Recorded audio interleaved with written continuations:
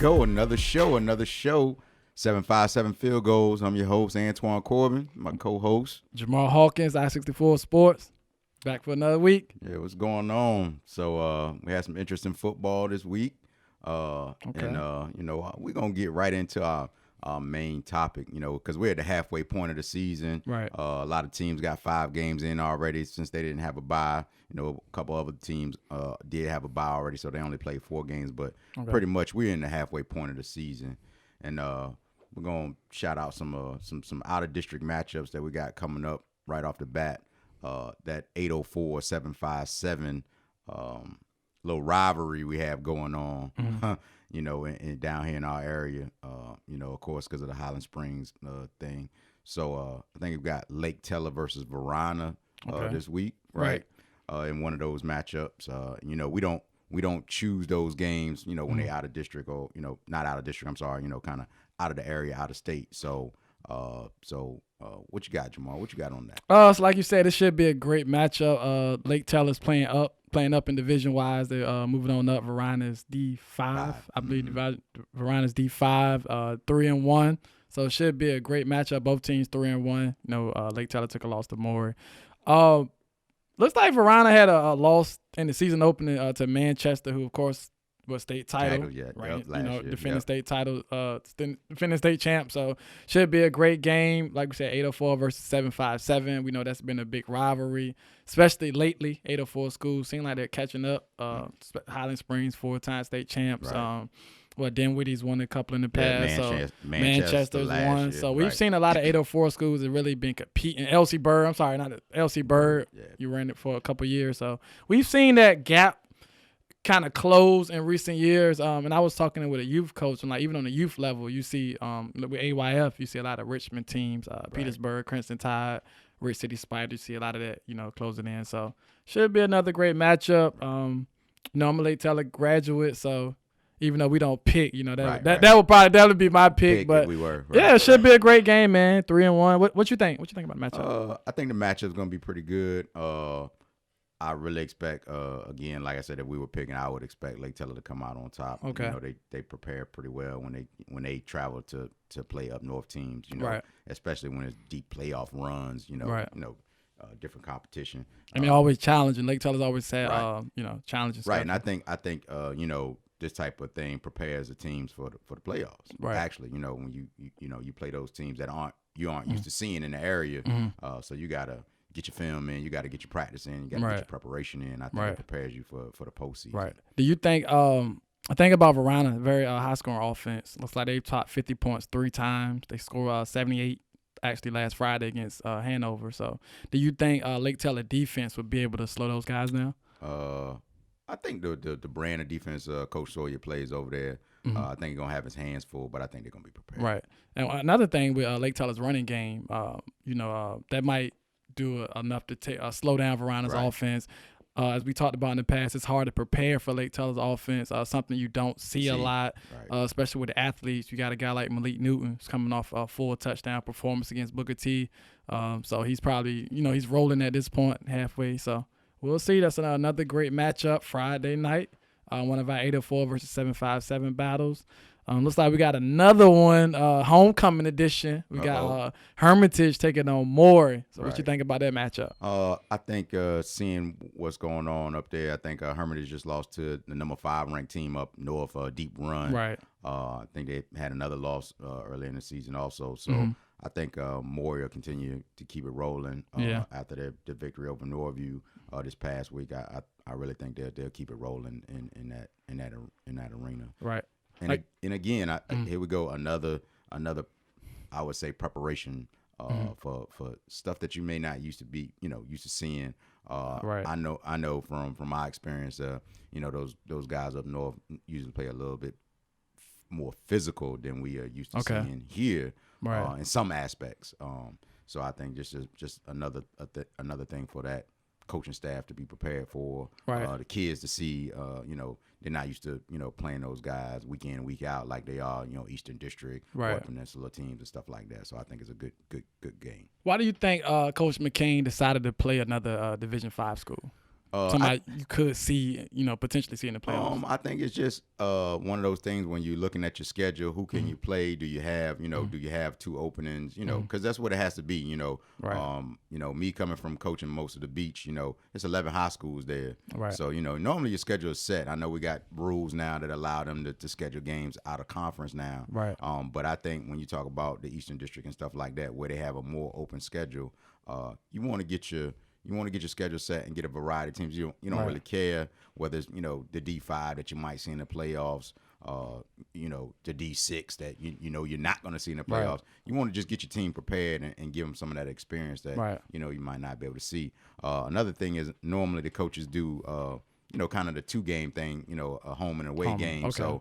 So now if you did do that, okay. You got, hey, you playing me at home this year, next year I got to travel. Okay. So now it prepares your team for getting on the road, right. Especially when you're talking about somewhere up north. Right. Hey, we got to get on the bus. Got to get up there. Got to get prepared. Mm-hmm. You're not in your own environment, stuff like that. So right. I think it's a good deal. Right, and for more, it's kind of a break from the Eastern District slate. Right. They've had a couple of Eastern District games, like 3 already. Mm-hmm. Coming off a Northview game where they didn't play particularly well, even though they won. Right.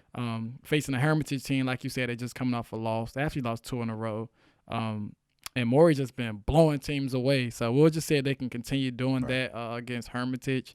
Like you said, you never quite know with those out-of-district, out-of-conference games how they're going to go. But I fully expect Maury to handle business this week. As we said last week, though, discipline, it keeps coming up. In these games with Maury, we had another ejection.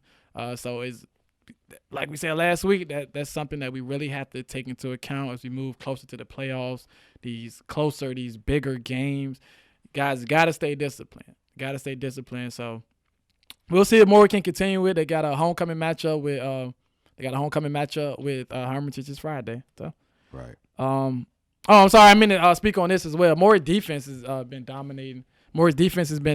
They've only allowed one opponent to score double digits, which is Northview. So when you think about some of the teams they play, like Bethel, going back to Bethel, they played Lake Taylor, they played Churchland. Only one team has managed to score double digits this year. Right. So that's I think that was a surprise. I know to me while I was watching the scores and stuff because I wasn't at that game to see how close it was, and I was getting some some texts and some updates and stuff. Right. And I know they had some key performances out there in that game to kind of pull it away. Right. Deshaun Peel had I think 3 interceptions. Right. Right. So kind of solidify everything to get it to where it needed to be. It seemed like each week, like Maury has just an overload of skill position guys just come out of nowhere. Where we say the usual names like Keandre Lambert, C.J. Beasley, but like I say, you got Deshaun Peel, Ty Granger, Cameron LeBourne. I mean, they just throw guys out of nowhere, right? Yep. So moving on, Jamal, I wanna hear your halfway point surprises if you have any. I want to get your take on that. I gotta. So what I decided to do when I saw you want to talk about this, I made 5. I did 5. Okay. I did kind of 5. So okay. I'll start with the back. Number 5, I had Woodside 5-0 start. It's kind of surprising me. 22-0 win against Hampton this past Saturday. So they off to 5-0 start. One of the teams that could get in that top 5 this week. So okay. Keep an eye on them. 4, I got Churchland. They're 4-1 record. Even though they lost to Moore, still 4-1. It's pretty good. They scored 30 points in 3 of those games. So you talk about a team that's on the rise. We'll continue to watch them. They still got some tough games to go. It's got to play Booker T. I think they play Booker T Friday. They got Norcom coming up. So we'll see if they continue it up. But 4-1 is pretty good. Indian River with those 2 early season losses. I know maybe Oscar Smith was expected depending on how you want to go. But Northeastern, that was kind of unexpected. So far with 2 losses, we'll see if River can bounce back. But Oscar Smith holding them to 77 total yards on Saturday. That's not a good offensive performance. So some got to click, man. Some got to click, or they could take another one during the season. Maury, number 2. Can't really say it's surprising they're unbeaten, but the way they've been dominating is definitely surprising. Right now they're outscoring opponents 194-26. Ooh. One team's reached double digits. So hey, that's a lot, man. And my number 1 is Princess Anne. Okay. I say Princess Anne at 3-1 start. They're looking good. They upset Ocean Lakes a few weeks ago, but they still got some tough matchups coming up. The beach is always tough. That's your area. Right. That's their domain right there. But right now, those are the surprises for me. I'm sure we can talk about a lot of other stuff, Right. but for me, those are my surprises. Yeah. So I'm touch on the key thing. Couple of things that you touched on already was like Woodside. I was in a conversation last night about one of their players, Khalif Jemison. Good basketball player too. Right. Yep. So shout out to Woodside, and they still got the key matchup against Phoebus, of course. Still got it, still on their schedule. Yep. But yeah, they're definitely there. I think my biggest surprise right now, I'm big on position players, and I think the quarterback play around the area is one of the biggest surprises through the halfway point of the season, because we didn't have a lot of hype on quarterbacks. We did, right? So, but these quarterbacks are leading their teams. Even some of the ones that don't have superb records, but the quarterbacks are doing what they need to do for the quarterback play.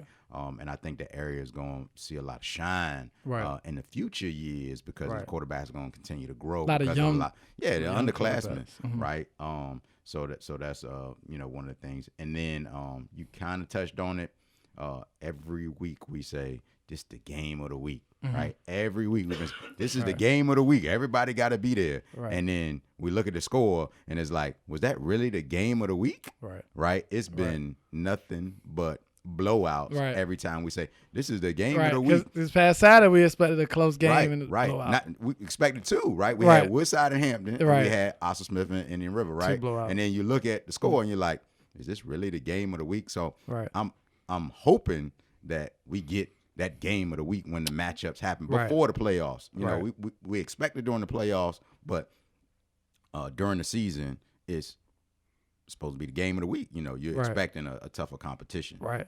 So the other thing is, I think one of the other teams, of course, hasn't hit the full brunt of their schedule is Deep Creek. Okay. Right. Okay. So those are kind of my halfway point surprises. But again, I'm expecting, when we say this is the game of the week, that if you paid your money or you get in the game, you're expecting to see a good game. When you go there. And I did happen to go to Oscar Smith and Indian River.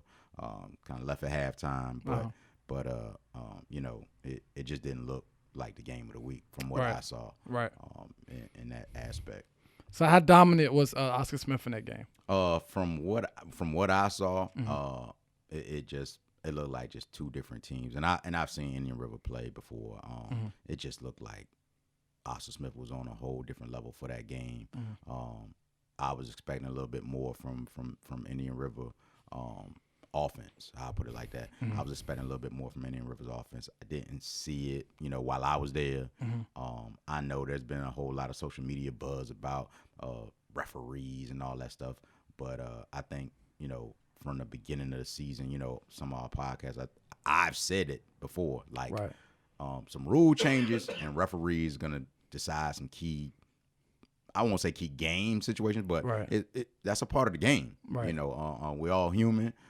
They see a call or the phantom call, as we like to say. Right. They pull their flag out. They don't have the review. They don't have TV review. Replay. Yeah. Right. So you got to go with that, and you got to overcome that.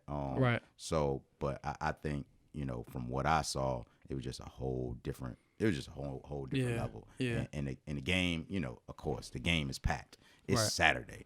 Everybody's there, and you can just feel it in the stands. You could feel that side of the field just up a level. The energy was up over there on their side. The away side. Because it was at Indian River. So and I actually saw a lot of those Oscar Smith guys over at Old Dominion for the game last night. I saw Malcolm Britt, of course, ODU commit, 2020 commit. So it looked like those guys came directly from Indian River over to ODU. So that's always cool, man. Yeah, that's always cool seeing the high school guys, on their unofficial visit. So good thing. Like you said, Smith just looked like a totally different league. They held River to 77 total yards, 20-1 against River since 1999.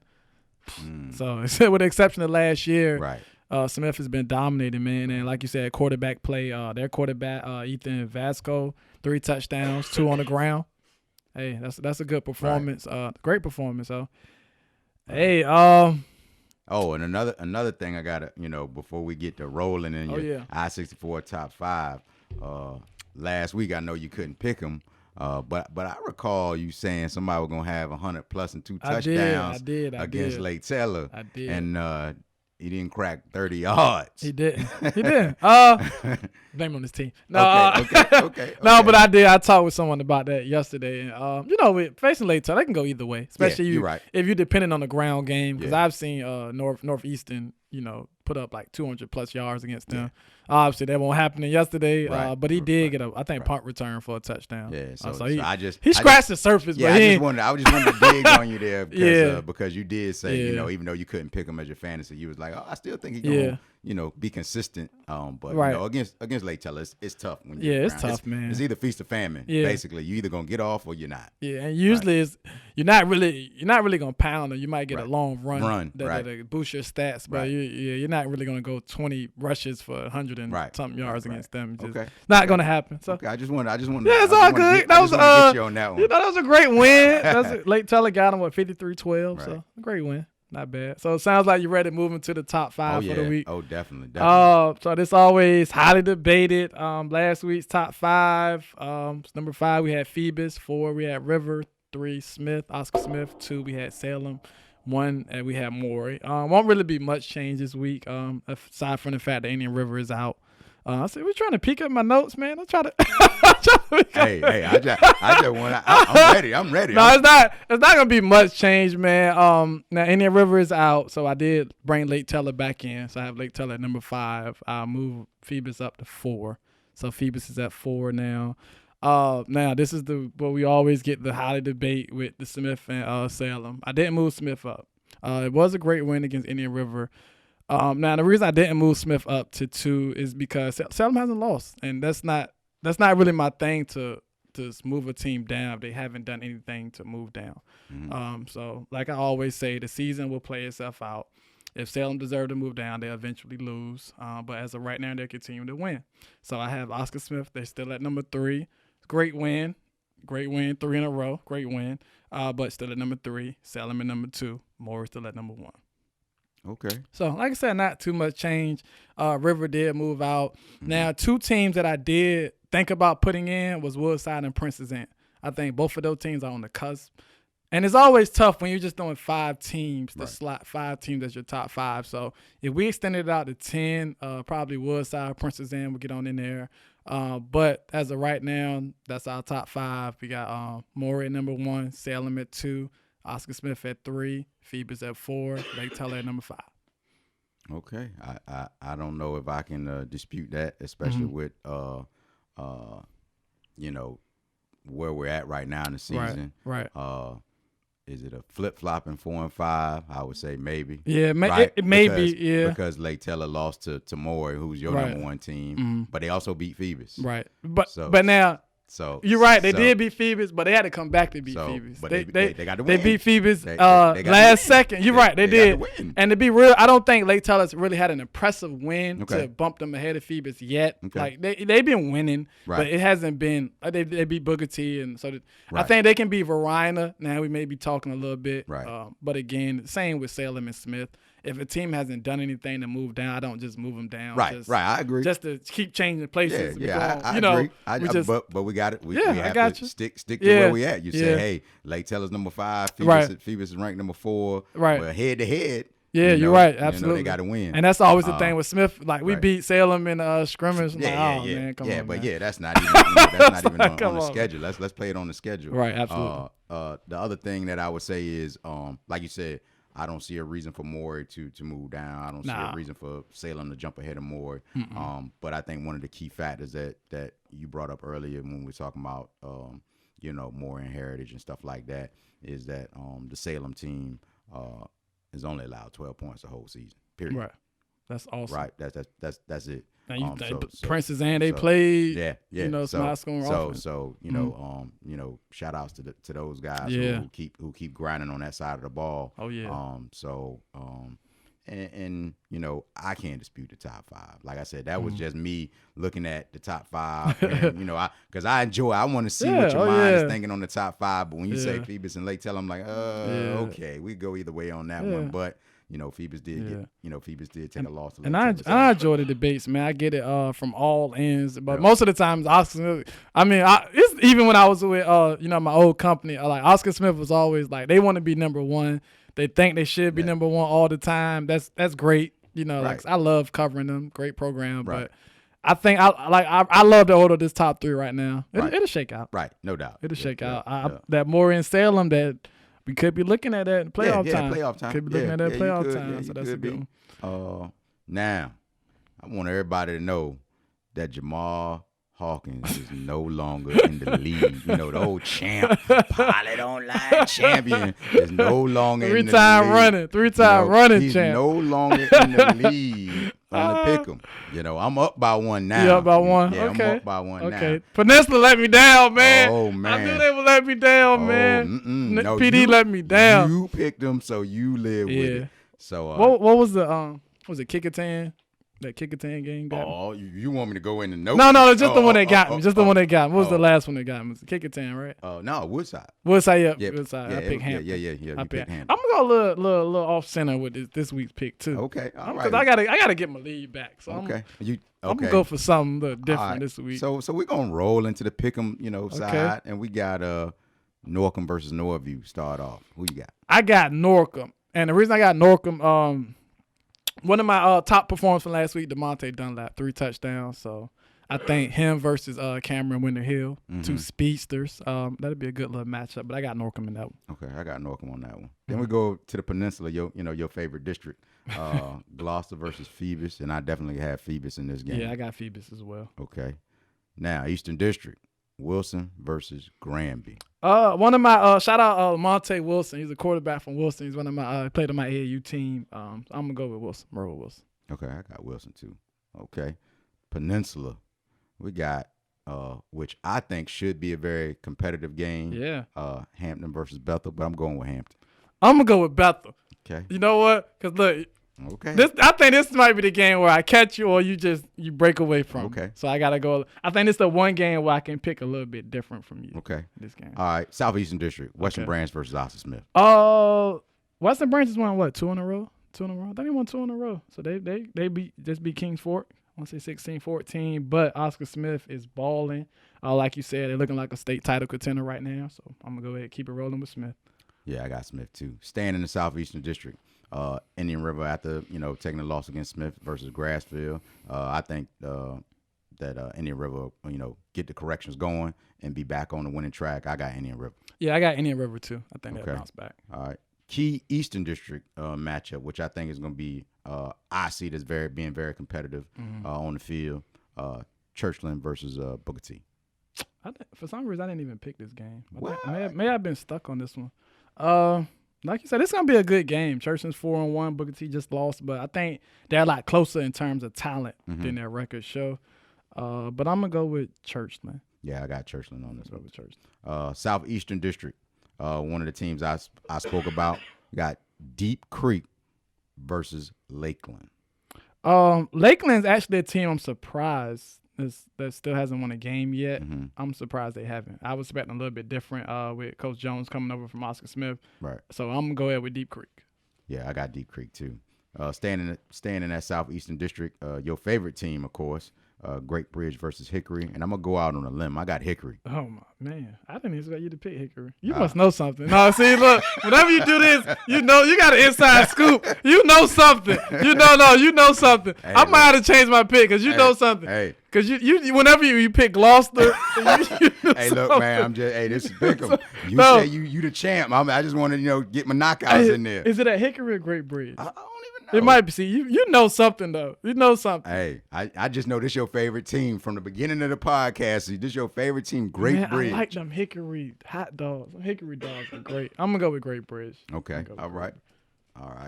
Across the water, we got Peninsula District. We got Minchville versus Warwick. I'm going with Minchville. I got Warwick. Okay.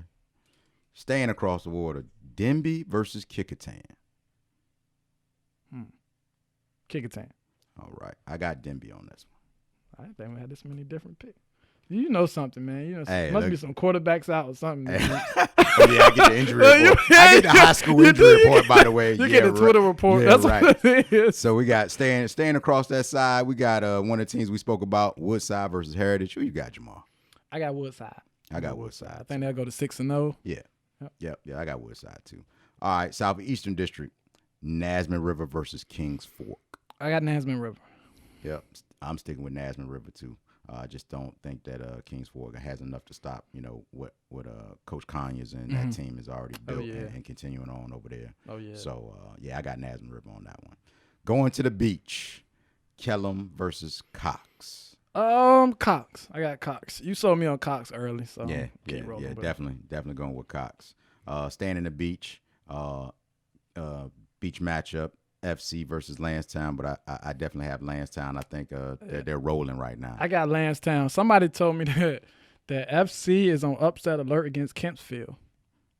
Somebody told me that. Somebody told me that when that matchup comes, Kempsville's going to beat them. So yeah, well, we'll see. We'll see. Yeah, I got Lansdowne. Got Lansdowne. Okay. Yeah. I got the beach matchup that should be pretty good. Mm-hmm. Bayside versus PA. I need to hear Jamal's pick on this one. PA 4-1. Okay. PA going to 4-1. Okay. PA. I got PA. You thought I was going to pick Bayside. No, they let me down against Lansdowne. They picking them no.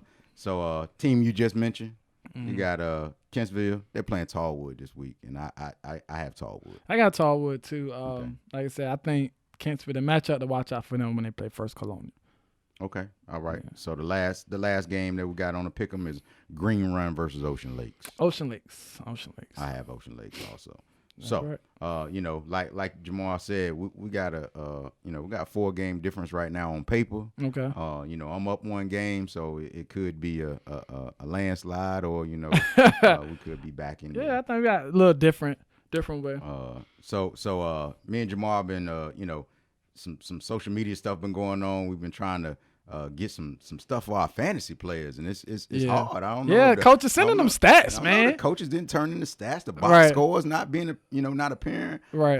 But I just happened to see the news clips on social media for Kenny Gallup. Okay. Looked like he did score twice. Mm-hmm.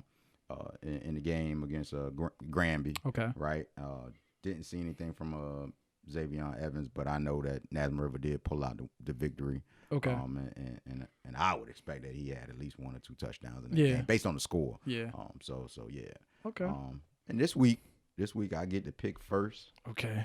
On Jamal always talking about I steal his player, but I think I'm just thinking that there's no way I stole his player this week. You got to be a beach person. I'm going with Antoine Flora out of Deep Creek. Nah, that's good. That's running back? Yeah. Okay. Yeah. Okay, so then you had a big matchup against Lakeland. Lakeland, yeah. All right. Well, you probably didn't. Let me see. Oh, man. I'm going to go with – did I pick Copeland from Oscar Smith? Nope. I'm going to go with Copeland. Okay. Man, Copeland. Oscar Smith. Okay. Yeah, Western Branch. Might be a stat game. Okay. Call it stat games. Might be one of those games. Oh, and another thing one thing I didn't touch on, I did a little bit, but my top performance from last week, I spoke about DeMonte Dunlap for Norcom, 3 touchdowns versus Wilson, 56-yard kickoff return. Malik Newton, 4 touchdowns versus Booker T, so another great game for him. And Ethan Vasco from Oscar Smith, quarterback, 3 touchdowns versus Indian River, 2 on the ground. So, great performances from those guys. Do you think it's too early to talk about Player of the Year awards? Yeah, definitely. You think so? Definitely. When you think the soonest you should talk about that? I would say probably no sooner than week 8. Okay. And the reason why I say that is because, depending on the schedule, a lot of guys might stand out, whether it's out of district, out of state. Yeah. A weaker schedule. They haven't run through their normal, tough schedule if you have a tough schedule. Right. So I want to make sure, if you want to start talking about that discussion, that the player has at least played, a variety of those teams, right. Upper level teams as well as, playing down or whatever, or weaker competition. And I think that gets back to one of our conversations that we had about the stars. I want to see, if you the man, I want to see you play and be the man against some of those teams. Don't pad your stats, against the weaker opponents, and then come out here against the tougher opponents, and we don't see you. Right. Right. Right. So yeah. So you can have a bad game. Yeah. Don't get me wrong. Players have bad games. Right. The team didn't execute the way they would against another team. But consistency, is to me the player of the year. Are you consistent? Right. Did you maximize your touches? If you're an offensive guy, did you maximize on the defense with your tackles, your sacks, or your interceptions, and all that stuff? So yeah, I think it's a little early to talk about player of the year, and because definitely the pressure is on once you start talking that early game and you got that target. If you ain't had a target on your back before, they said you player of the year. We got to go get that guy. Yep. Yep. Yeah, I say about week 7 or week 8. You talk about it all day. Then you got 3 games left and you roll into the playoffs. You should know what you're looking like, whether it's your stats, performance, highlight film, whatever it is. But yeah, you'll be able to see, because at least unless you got that key matchup that last week of the season, you played against the opponents that you're supposed to play against, whoever on your schedule, and hopefully you've had that tough competition. Yeah. We grind it out. And one thing about it, fall is coming. It's gonna get cold. Oh yeah. A lot of these pass happy teams, a lot of guys that like the warm weather, is starting to get cold. Yeah. So you'll see teams with those nice running games that are start to establish themselves as well. You talk about a team like Salem, Right. who has talented backs back there, can run the ball. So yeah, man. We're doing Legacy Bowl. We're still Legacy Bowl scouting. So you see me at a high school game, I am definitely looking for talent for the Legacy Bowl. This year's game will take place January 11th. That's a Saturday at Snow Hill High School in Maryland. Yeah, nice January 11th. January 11th. In Maryland. Yeah. That's gonna be some real hitting weather right there. That's gonna be cold. Yeah, that's gonna be some hitting weather right there. Stuff, man. You gotta have your hand warm, your feet warm. You gotta have it all. You gotta have it all. But we wanted to this year we want to give them a chance to host it. It was here last year, so we'll switch it to them this year. Next year maybe in North Carolina, because our format is DMV versus North Carolina. Right. Great turnout last year. A lot of excitement. Same thing this year. We are looking for 5th, 6th graders, 7th and 8th graders, and high school seniors. So they all traveling up there. Yeah. That's the whole bowl is everything. Yeah, all everything the games is up there. Everything is up there. So we'll have a meet and greet. We actually have a basketball event there as well later on that month. So Snow Hill, great facilities. I think everyone here will enjoy turf, artificial turf stadium. So it's be a great, like I said, it'd be a great event. Our 2nd annual event. We have some sponsors coming in, some big sponsors. So I don't want to quite spoil it yet. So we'll wait till they allow us to announce it. But another good event. Also had a media day come. I'm sorry, not to cut you off. Go ahead. No, you go ahead. You go ahead. Say what you're gonna say. Yeah. So on that, I did want to shout out Don Carey out there at Norfolk State. I think they had a little Hall of Fame dinner, retires jersey and all that good stuff. He's retired from football, moving on to better things. After a career, 10 years I think in the NFL. With the Lions and the Jaguars. He was drafted by the Browns. And then I wanted to get your take. I made a big deal about maybe the game of the week. So I'm looking and I just don't see any one game that I would take as as the game of the week. But I'm gonna throw it out there that the Peninsula gonna have the game of the week this week. Hampton and Bethel. Yeah, that looks like a good. That looks like a good matchup. I like that matchup. I also like Churchland and Booker T. That's a matchup that's look like a good one too. Like I said, I think the talent level there is really similar. Right. Talk about Kenny Gallup, Churchland, Rodney Hammond, Booker T. Some talented guys. So that should be a good one. That should be a real good one too. I might go check that one out. I was at ODU yesterday. Got a chance to cover those guys. They play East Carolina. East Carolina took it home. Actually took it home, man. ODU, they struggled on offense. They really struggled throwing the ball this year. The quarterback's much more of a running quarterback, so he'll take off. But the thing, if you can shut down that running game, ODU is really going to have some problems. So they got to find a way to open the offense up a little bit more. They allowed a couple of big plays. Actually, the fans, they booed them, during the first half. So wow. I've never heard that at ODU.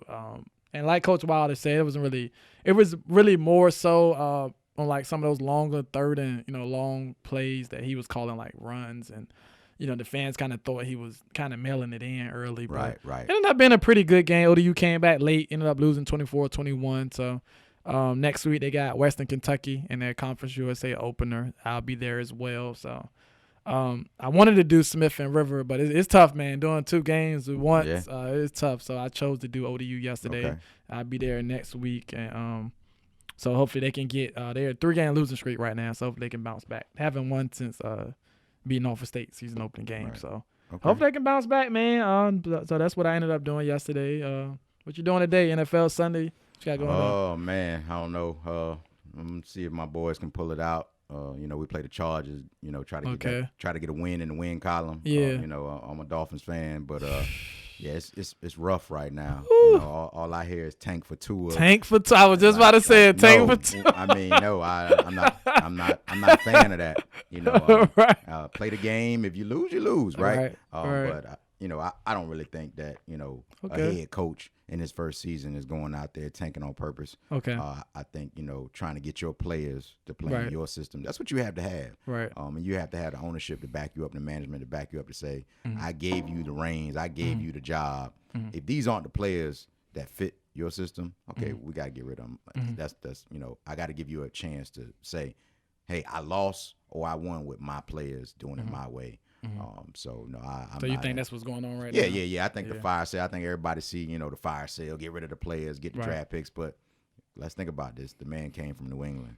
Right. We've seen New England do this too. And then bring in a player or two that's a little older that fits your scheme, but collect the draft picks and get the younger players that fit your scheme, or trade the draft picks to get more draft picks. So. This shouldn't be surprising to any Dolphins fans out there. If you don't know, just look inside your own division and see the model that's maybe going down that path for the Dolphins. But tanking for Tua doesn't make any sense to me when you just gave up draft picks to get Josh Rosen. Right. You don't want to stick that guy back there. The offensive line not really protecting the quarterback. Right. So. Yes, you need to see what Josh Rosen can give you before you get him any bigger money, because he's playing on his rookie deal. But other than that, I'm not going for the tank for Tua thing. No, I got you. Well, you might not go for it, but it's happening. Oh, man, come on, man. It's happening. I can't believe everybody believes that's really what's going on. Hey, I'm not saying it might be, but it's happening. It might not be going on, but it's happening. Come on, man. That 1-15 is coming. Yeah, 2-14. Well, if we get a victory today, I'm good. My son, my oldest son, that Chargers is his team. Oh, okay. We got blew out by the Ravens, which is my youngest son's team. So I got to hear that in the house, on the phone calls and the text. Yeah. So today, we get a victory. I'm good. I'll be high on the hog. If that's the only victory we get, I'll be. Yep, we beat y'all. Right. Right? So we won, but our one victory was against your team. Well, I'm a Cowboys fan, so we got New Orleans tonight. Right, Teddy Bridgewater. Teddy B. I like Teddy B. That should be a good game. Yeah. We I don't think we beaten New Orleans in New Orleans since 2009. But we beat them last year. We did beat them last year 13-10, I think. So. Yeah, you should. I think the Cowboys will pull this one out. I don't think the Saints offense is the same without Drew Brees. As long as the defense comes to play, I think the Cowboys. I think they can't jump on us early. I think if New Orleans jumps on us early at home, whole different ball game when you get that. Well, the offense clicking, y'all in trouble. We in trouble. But are they gonna throw that regular offense or that vanilla offense they threw out last week? You gotta let it go this week. Yeah, I think Sean Payton will be because we gonna let it go. Yeah, I think because that gonna let it go. Yeah, I think they'll be right. Woo! 4-0. We're going 4-0. Knock y'all off. Oh yeah. Let's go back to high school. Yeah. Let's go back to high school sports, please. But yeah, man, it was another great show. You got anything to add? No. I think this week, like I said, we didn't see too many, big games. Right. So I think this is gonna be, a consistent week of high school football. We'll see if there's any surprises after Friday, Saturday. Definitely trying to see what these fantasy players gonna do. Some games that we think the fantasy players actually maybe have some stats and do do pretty well. Oh yeah, and your top 5 next week. Yeah, man. I'm sure I'm gonna hear a lot about it. May not change. I don't see any changes in there at all based on the schedule. So that'd be a surprise. So if Lake Teller lose a Verona, should I hold that against them or not? That's out of. There's no such thing as a good loss. That's what we said, right? Right. Okay. All right. Okay. So that's the one I'm looking at too. I'm looking for that one too, because I mean, a team put up 78 points, man. That's tough. Lake Teller, that's tough. Lake Teller got to stop that. Right. And they only lost to Manchester, double overtime. Right. Yeah. Okay. All right. Well, that closes out another show. All right. See y'all next week.